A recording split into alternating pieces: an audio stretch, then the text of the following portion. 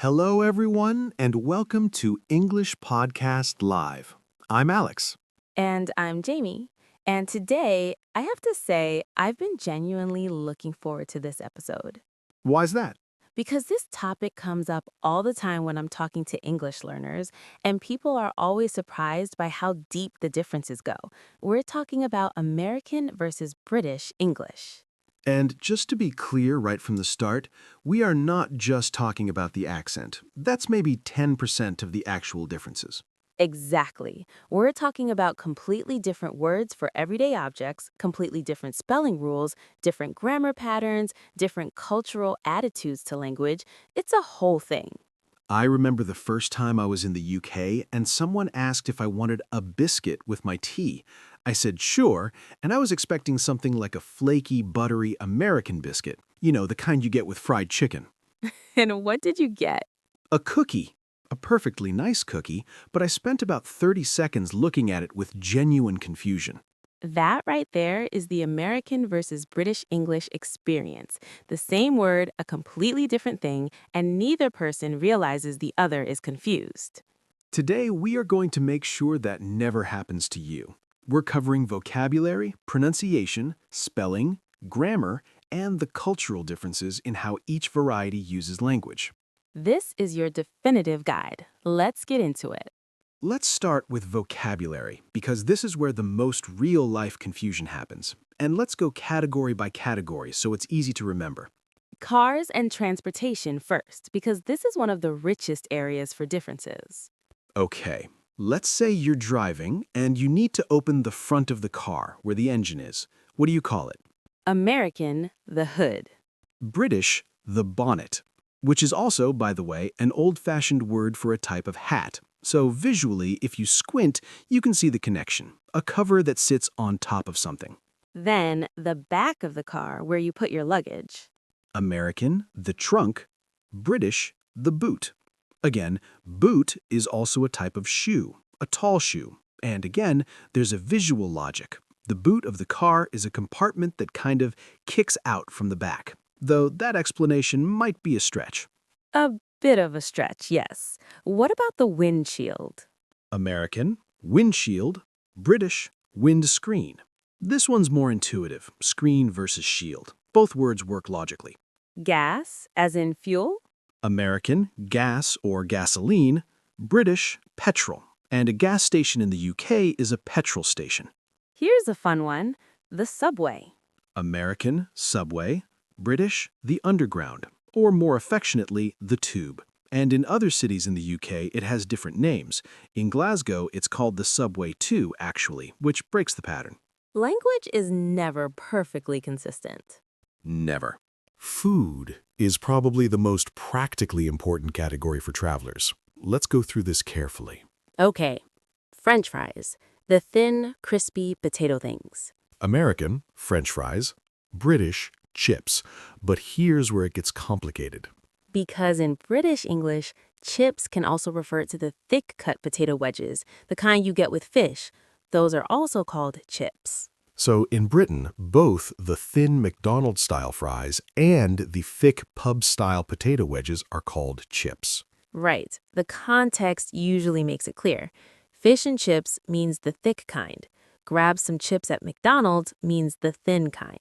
But for an American visitor, it's still very confusing at first. Now, what Americans call chips, the thin, crispy packaged snack kind. British English, crisps. Do you want some crisps? Means the Pringles, Lay's kind of thing. Cookies versus biscuits, as we established earlier. American cookies, British biscuits. A digestive biscuit, a rich tea biscuit, a hobnob, all things that Americans would call cookies. But American biscuits, the fluffy, bread-like, savory kind. British people would call those scones. Though technically scones and American biscuits aren't identical, they're the closest equivalent. Candy versus sweets. American, candy. British, sweets. The sweet shop in a British town is where you buy candy. Children asking for sweets is completely standard. Soda or pop. This one varies even within countries. In the US, some regions say soda, others say pop, others say Coke for all carbonated drinks regardless of brand. In British English, it's most commonly a fizzy drink, or just the name of the drink, a lemonade, a cola. British lemonade, by the way, is fizzy. It's like Sprite. American lemonade is the non-fizzy made from lemons kind. Another potential source of significant beverage confusion. Let's talk about the meal called dinner, because this is another one that trips people up. Oh, this is a good one. In American English, dinner almost always refers to the evening meal. Breakfast, lunch, dinner, that's the progression. In British English, it's more complicated. For some British people, particularly older generations and people from certain regions, dinner refers to the midday meal, what Americans call lunch. And the evening meal might be called tea, especially in northern England and Scotland. What time's tea means what time are we eating this evening? Tea can mean the hot drink, the afternoon snack with sandwiches and cakes, or the evening meal. Context is everything. And supper in British English usually means a light evening meal, while in American English, it's roughly interchangeable with dinner. The same word, 3 different possible meanings, and people wonder why English is hard to learn. Let's do a quick fire round on clothing and everyday objects. I'll say the American word, you give the British equivalent. Ready. Sneakers. Trainers, because you wear them to train, to exercise. Pants. Trousers. This is a very important one because in British English, pants means underwear. If you tell a British person, I love your pants, you have just complimented their underwear. Ha! Yes, very important to know. Vest. In American English, a vest is an outer garment, like a sleeveless jacket. In British English, a vest is what Americans call an undershirt, a piece of underwear worn under a shirt. Suspenders. American suspenders are the straps you wear over your shoulders to hold up your trousers. British braces. In British English, suspenders are the straps women wear to hold up stockings. Completely different garment. This is why clothing shopping while traveling can get very confusing. Very confusing. Purse. American, a purse is a handbag, the bag women carry. British, a purse is specifically the small wallet used to hold coins and cards. What Americans call a purse, British people call a handbag. Diaper. American, diaper. British, nappy, short for napkin, which is where it originally came from. Band-aid. American, Band-Aid, which is technically a brand name that became generic. British, plaster. Have you got a plaster means do you have a Band-Aid? Eraser. American, eraser. British, rubber, which causes a lot of unintentional laughter when British schoolchildren ask American teachers for a rubber. The rubber means eraser, just to be absolutely clear. Buildings and places, because this is where travelers get physically lost. Apartment. American, apartment. British, flat. I live in a flat in London is completely standard. The first floor. This is the big one. So important. In American English, the first floor is the ground level, the floor you walk into from the street. In British English, the first floor is what Americans call the second floor. The ground level in British English is called the ground floor. So when a British person says, I'm on the 3rd floor, they're actually 4 levels up from the street. Yes, and this has caused many, many missed meetings and wrong room numbers in hotels. Elevator. American, elevator. British, lift. Take the lift to the 3rd floor. Now you know that means the American 4th floor. Restroom or bathroom. American, restroom, bathroom, or washroom. British, toilet, loo, or WC. British people are much more direct about naming a room for what it is, a room with a toilet. Americans use a lot of euphemisms. Restroom, as if you go there to rest. Powder room, as if you go there to apply powder. Whereas British people just say toilet, which is honest and practical. Though loo is arguably more charming than restroom. Arguably, yes. The shopping mall? American, mall or shopping mall. British, shopping center. And in the UK, large retail parks are sometimes called retail parks rather than anything with mall in the name. Movie theater? American, movie theater, or just the movies. British, cinema. Shall we go to the cinema is completely standard in Britain. And movie versus film, Americans say movie far more commonly. British people say film. Though both words are understood on both sides of the Atlantic, the differences are about frequency and preference more than mutual incomprehension. Pronunciation. This is where the differences are most immediately noticeable. Let's talk about the big structural differences first, then get into specific words. The letter R. This is perhaps the most fundamental difference between American and British pronunciation. In American English, the R sound is pronounced almost everywhere it appears. It's a very prominent sound. The tongue curls back and you get that characteristic American R. In standard British pronunciation, what's called received pronunciation or RP, the R at the end of words or before consonants is often not pronounced at all.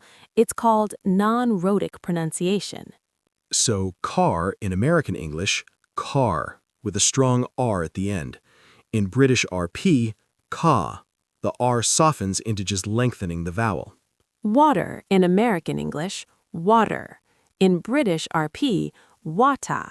The R in the middle becomes what's called a linking R that connects to the next word if it starts with a vowel.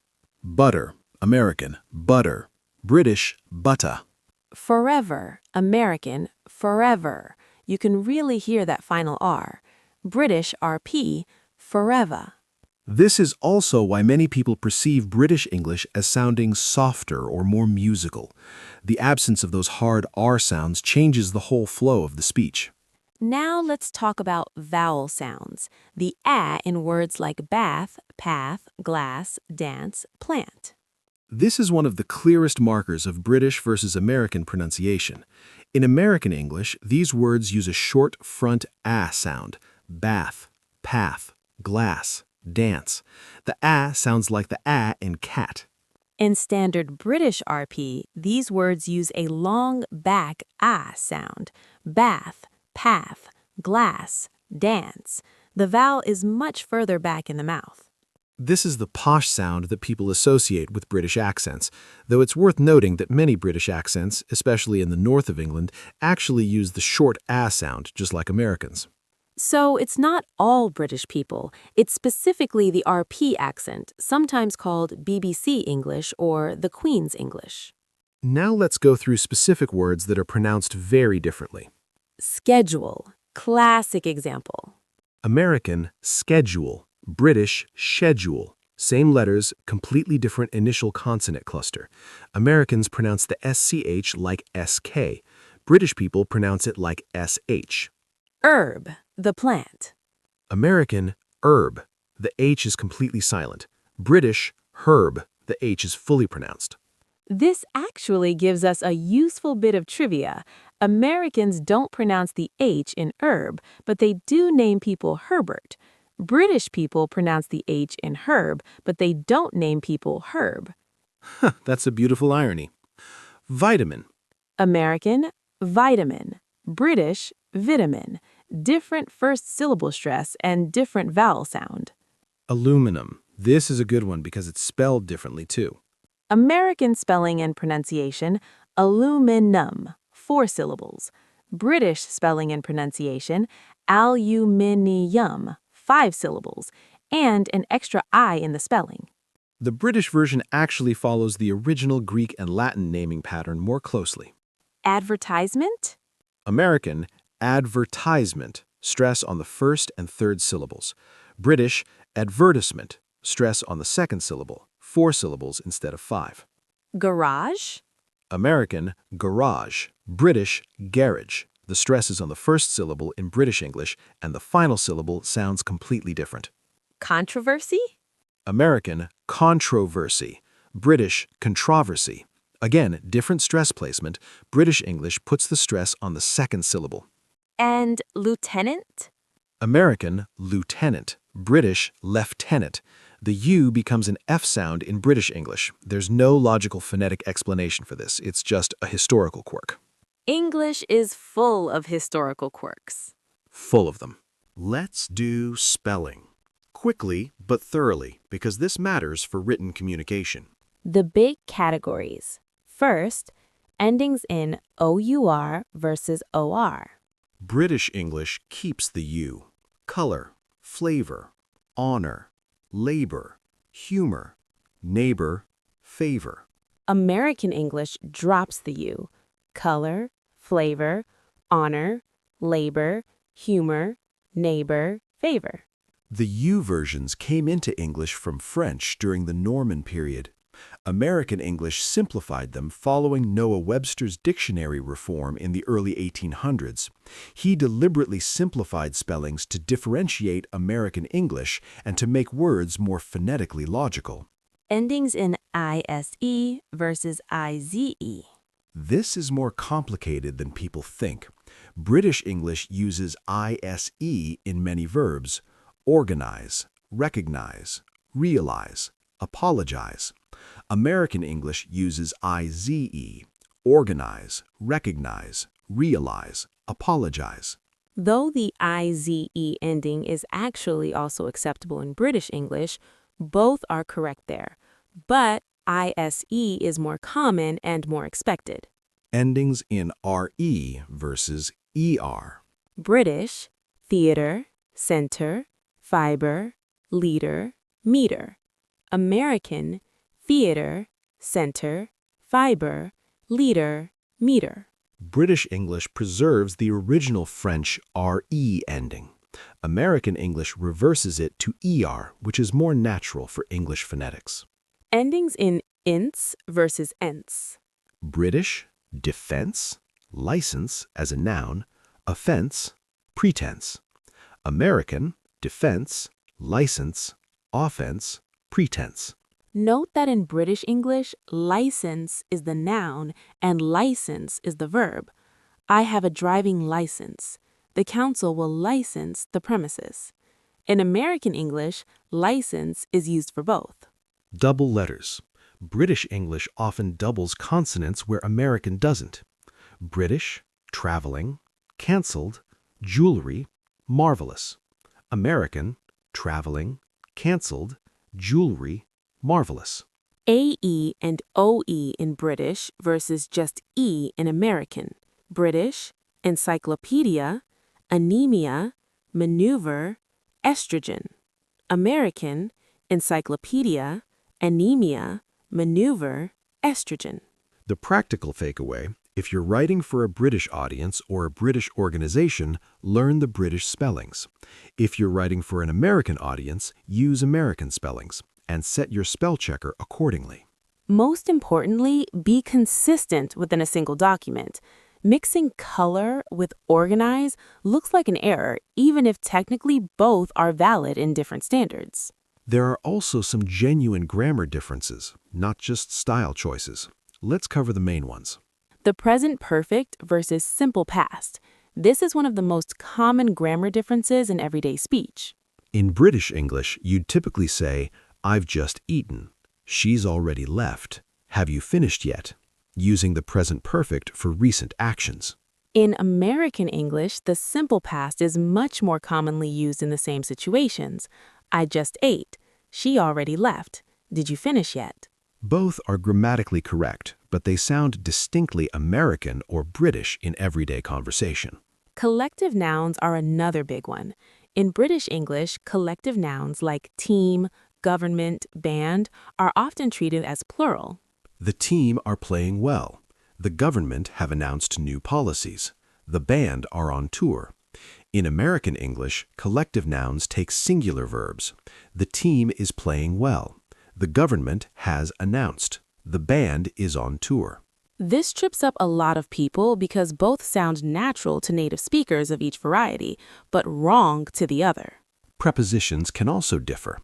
American, on the weekend. British, at the weekend. American, I'll see you Monday. British, I'll see you on Monday. American, she lives on Main Street.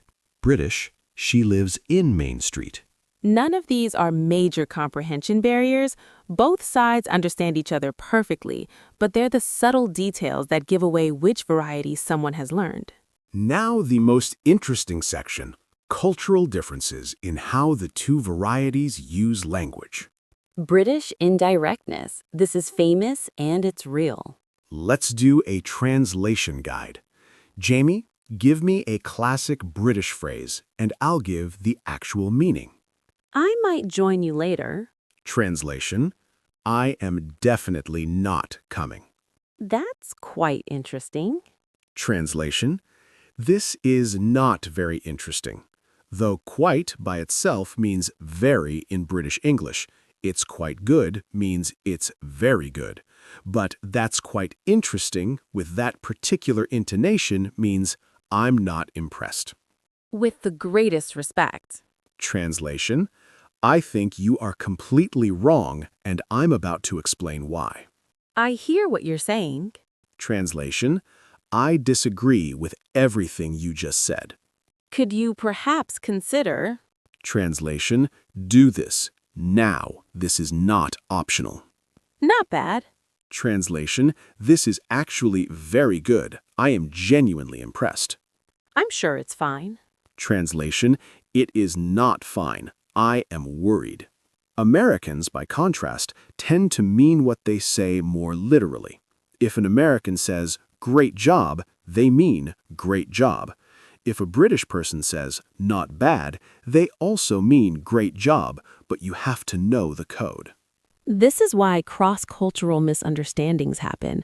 An American boss praises a British employee's work as not bad, trying to give a compliment in British English, and the American employee is offended because they think they're being faintly criticized.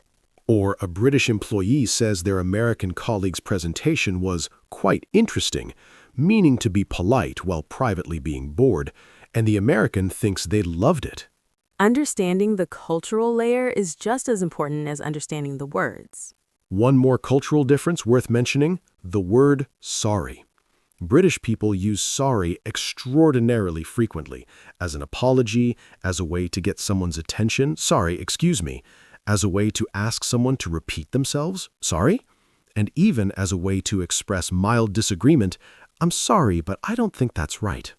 In American English, sorry is used more sparingly and more literally, specifically for apologies. Saying sorry frequently can actually make an American seem like they're being overly apologetic or lacking confidence. Same word, very different social function. Okay, quiz time. I'll say a sentence and you tell me American or British. Ready. I'll meet you in the car park next to the lift. Take it to the first floor. British. Car park, lift, first floor meaning the American second floor, very British. Can you grab some chips and a soda from the store? I think they're on the second shelf. American. Chips as in the packaged snack, soda for the fizzy drink, and the store rather than the shop. He was absolutely brilliant. Not bad at all, really.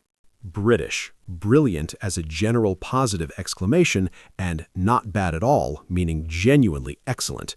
A British compliment at full volume. The team is playing really well this season. I watched their game at the soccer stadium last weekend. American.